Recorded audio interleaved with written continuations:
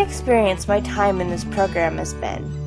I'm so thankful for my time at APU. I've had an opportunity to learn so much in this program, not only mentally, but spiritually as well. I know that God put me here for a reason. Throughout this program, God has almost been screaming at me, "Trust me." It could have not been any louder. My husband lost his job as I was quitting my job to start student teaching. And then at the end of my student teaching, I couldn't get my old job back due to budget cuts. God has definitely tested my family and I throughout this program, but it has all paid off. Originally, I chose APU because I was looking at several different programs, and APU was only 2 nights a week, and it was closer than the other Christian university that I was looking at. It was important to me to choose a Christian university because it is the center of who I am, and I want it to be involved in my education. The schedule of classes was important because I was newly married and didn't think that I should be away so much at night, if possible. I came into this knowing I wanted to be a teacher, a K-8 teacher, but I wasn't really sure what was going to come of my master's program. After the completion of my 2042 credential, I began my master's program. As I started looking ahead, I realized that I had the choice of a regular master's or the digital teaching master's. And I kind of looked at those and decided that digital teaching was really the way to go, because I truly believe that it's the wave of the future. One of the articles that I read in one of my classes hit me particularly close to home. I realized that through this article, students today have been surrounded so much by technology that it's hard for them to come into the classroom. The article that I read literally said that children have to power down in order to come to school. That made so much sense to me because students are surrounded by technology, except for when they're at school. If they can be surrounded by technology at school, then that might catch their interest a little bit better. This is why I felt that it was so important to be in the digital teaching and learning program here at APU. Not only is it the wave of the future, but it's going to make me a better teacher. Program.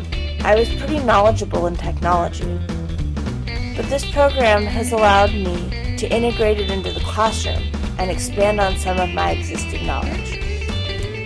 At the beginning of the program, I was always a PC user, but at the beginning of the program, I got a new Mac, and the program has allowed me to explore my new operating system with my knowledge base of PCs.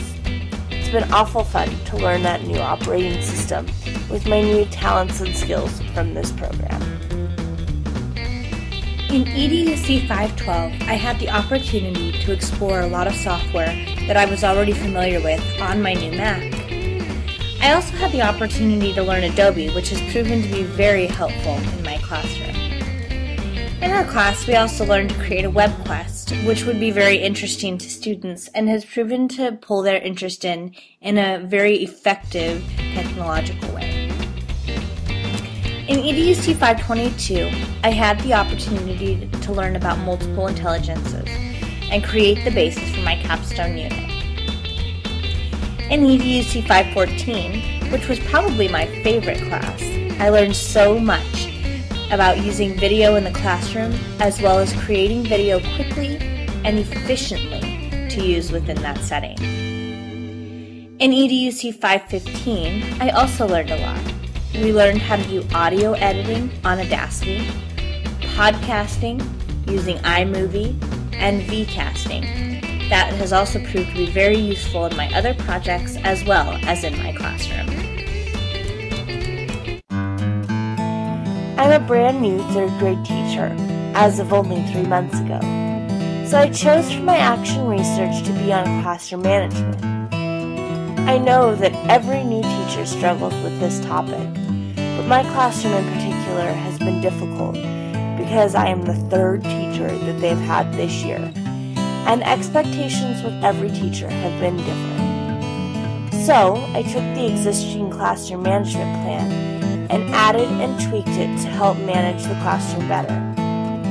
When I came in, the students were wasting approximately 19 minutes of instructional time talking and playing around. I decided that the students and I needed to have a meeting, and we talked about the talking in the classroom, and I told them that I was going to give them a marble jar, where I could add marbles for good behavior, but if they were making bad choices in the classroom, that I could take those marbles from them. This worked initially and decreased the talking time significantly for the first few weeks or so, but it wore off quickly. I decided that I needed to have them try to manage themselves. So I changed their seating arrangement, and we had them working together in teams so they could earn table points. The table with the most points at the end of the week earns a prize. I had them choose their prize because I wanted them to buy into this system. This has continued to be successful and so far has not worn off. It's decreased the talking time significantly by approximately 14 minutes a day. We still have some work to be done, but we're making significant progress as time has gone on. In my unit plan, students will have the opportunity to blog daily. This will be their first full-fledged blog as an individual student. It will allow them to explore what's going on as they travel through the gold rush. They will experience finding gold. They will also experience a wagon ride and what they had the opportunity to take with them. This is a big realization for a fourth grader, as they may not understand that they didn't have electricity, they didn't have restrooms, they didn't have anything with them besides what they brought in their covered wagon. So we also will study the map and the different ways that people got to California, because again, it was not always so easy. Students will also have the opportunity to form a podcast as their final project to accumulate everything that they've learned. Hopefully it's a very exciting and fun unit, and students in the Southern California area at least will have the opportunity to go to Knott's Berry Farm as a field trip. We hope that this is a fun and exciting unit as they explore the Gold Rush.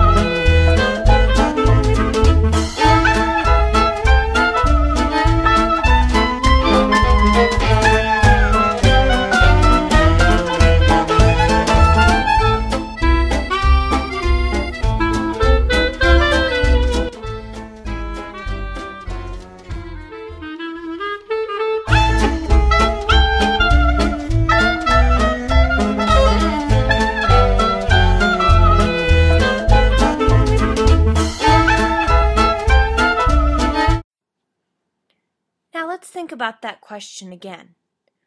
What would it be like to be a miner during the gold rush? Would you even go? Go ahead. I've rambled on enough. Better get started. I want to say a special thanks to those who have helped me through my program. First off, my professors, Joanne, Jeff, Christy, Bill, and Nicole. Second of all, to my parents, who not only helped me financially, but emotionally as well. And finally, to my husband,